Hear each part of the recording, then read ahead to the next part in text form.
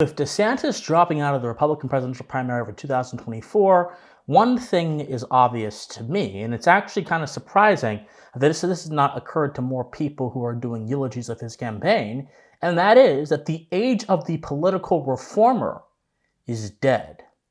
Indeed, a lot of people don't actually view politics in the correct way.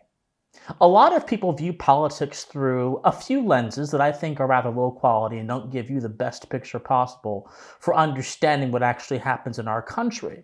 A lot of people view politics through one lens, which is the electoral lens.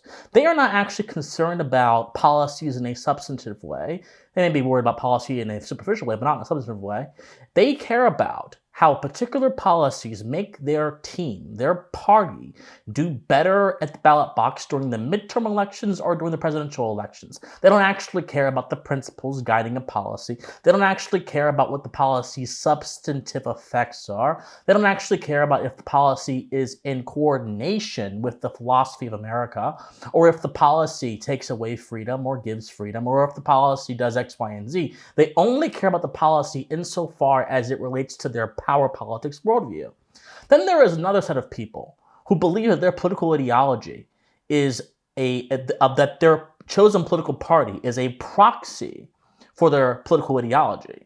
So if the Republicans do something or the Democrats do something, this person would then believe that to be a progressive or to be a conservative, you have to be in lockstep with the party.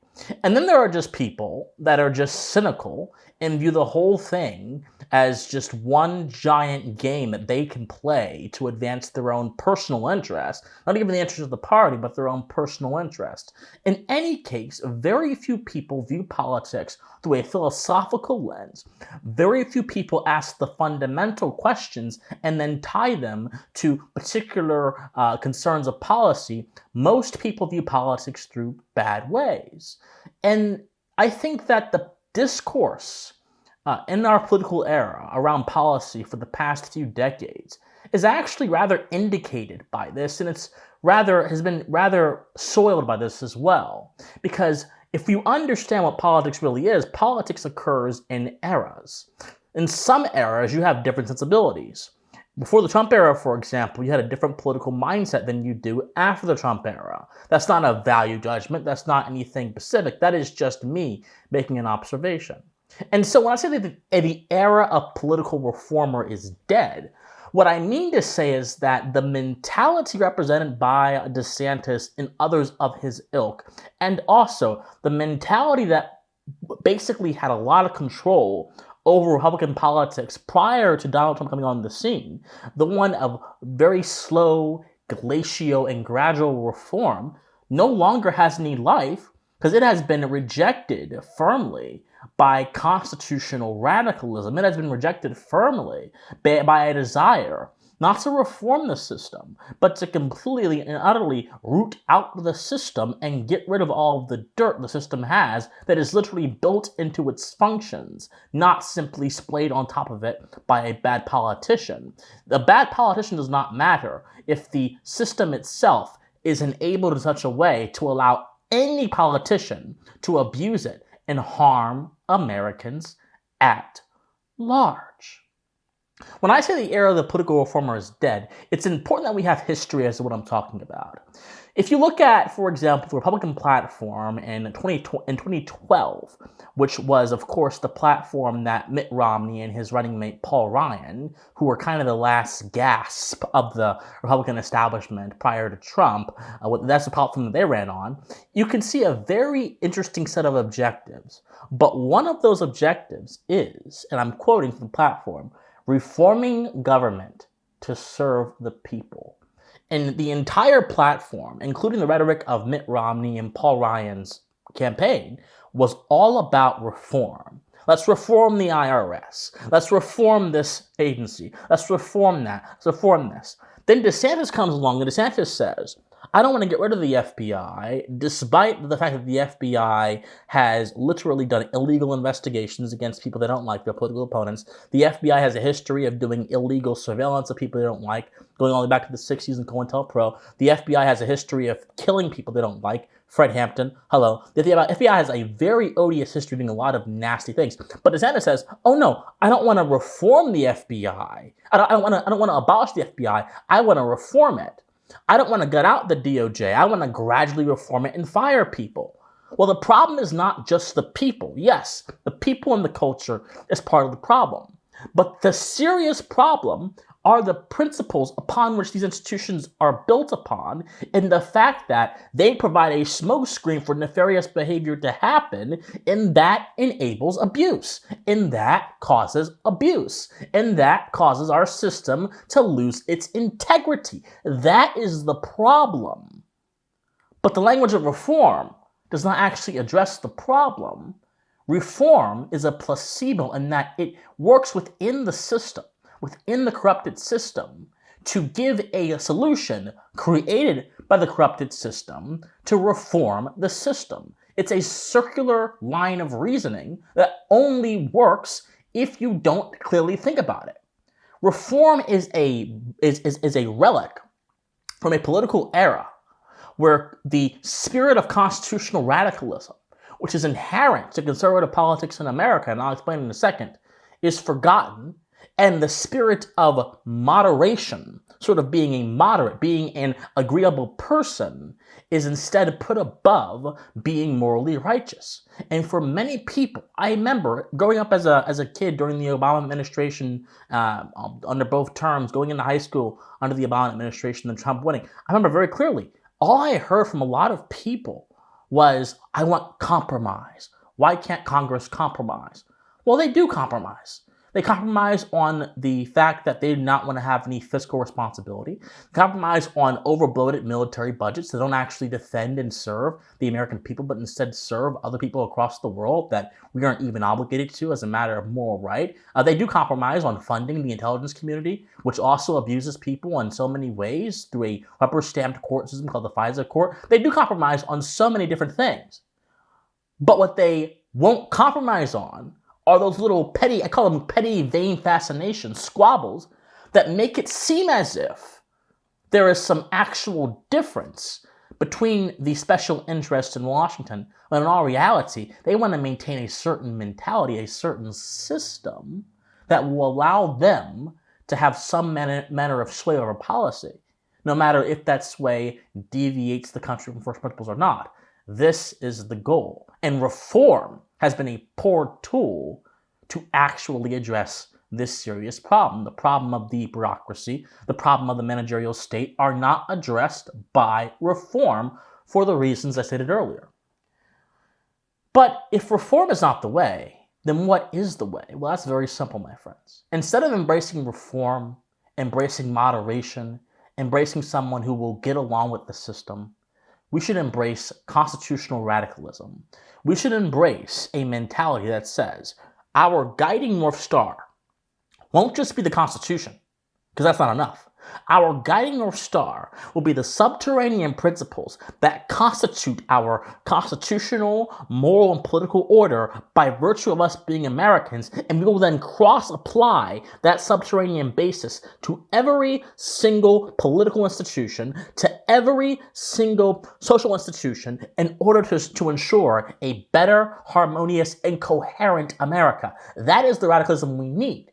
That kind of radicalism is going to mean that we kill some of our sacred cows. That kind of radicalism is going to mean that we don't just reform the FBI, we shut it down. That kind of radicalism is going to mean that we don't just reform the intelligence community, we gut it out and shut most of it down. That kind of radicalism is going to mean that we don't just reform Medicare, Medicaid, and Social Security. No, we shut those down because they are instances of soft socialism that only exist in the minds of Americans who have been raised up under a propagandistic system that tells them that it is okay to steal from someone to thrive in their old age, when in all reality, if you just pay into it yourself under a private system, you get a better result. It's not enough to reform this stuff. It's not enough to reform a system that literally integrated in 1835 educational concepts from Germany and the Prussian system and has been using those to indoctrinate Americans with this idea of progressive education, of social consciousness, which has led to so many different foreign education concepts being put into the system, such as the idea that we need to be more racially conscious, or the idea that we need to have understanding of gender theory or gender ideology, or we need to have more understanding of all kind of different... No, that's not what education is for. Education is for the refinement of the mind in accordance to sound concepts and general principles, not indoctrination into parochial political agendas. It's not enough to reform that on the social level. It's not enough to reform the TikTokization of our youth. That's not enough to reform that. We have to literally fight back against that by encouraging a reading of history, by encouraging a reading of philosophy, by encouraging discipline in habits, by encouraging a sense of self-worth that does not derive validation from the likes you get on the algorithm. It's not enough to reform, for example, the fact that the idea of womanhood is being annihilated by cultural revolutionaries that seek to completely and utterly destroy all limitations so they can get their agenda in. No, we have to reject that viewpoint and say, no, this is what the truth is, and we will stand on that ground of truth. It's not enough to reform the reckless disregard for the unborn life in the womb. No, we can't compromise with that. We have to ensure a total and utter devotion and reverence towards protecting that life at every single cost. It's not enough to reform these things. We are way past the point for reform. Now, let's actually, now that I've flowed a little bit and got all that out, by the way, when I do that kind of stuff in my videos, we call that flowing. So, because it kind of just all comes out seamlessly. But, so now that we kind of established that reform is not what we need right now, and it's bad in this current setting, let's actually consider the merits and even some more the flaws of reform. Well, the merits of political reform are very simple. When you have a system that is actually constituted upon sound principles and it is working as it is meant to work, and there's a problem here and there, reform is actually quite an acceptable solution. Not only is it acceptable, it's preferable, and the conservative will tell you that this kind of glacial change in these circumstances is actually preferable to quick and just radical alteration. This is why the Constitution exists, because our founders preferred glacial change when the system works as to just radical alteration. But our founders also knew that if the system has failed to work, it is the right of the people, and I quote, to alter or abolish the system. And that does not mean at a glacial pace. That means immediately, because if you have a runaway system, it won't be too far until the system goes off a cliff and everyone else is down with it. So in an ideal context, reform is good.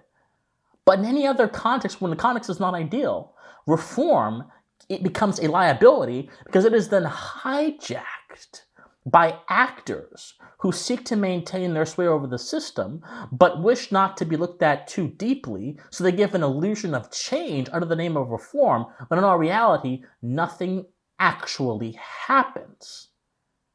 Abolition, radicalism, alteration, within the limits of a constitutional framework, within the limits of a natural law-based morality framework, is the only solution for the conservative in America. It is the only solution for a healthy political system in America, and it is the only safeguard for the dignity of a free society and the freedom of an individual. Anything else is mediocre, it's lesser, and it will lead to nothing more than a cycle of continued abuses, even if those abuses happen to be softer than they were when the reform took place. That is the moment we are at right now. So it is unfortunate to me to say that reform is no longer a viable tool, but I am happy to say that the age of the reformer is gone. Because whether you like him or not, this is not a value judgment, again, this is an observation, President Trump is someone who, was not the kind of reform candidate. He was a kind of gut the gutters candidate. He was a kind of burn down the system candidate. And when he came into office, obviously, his sensibilities changed a little bit.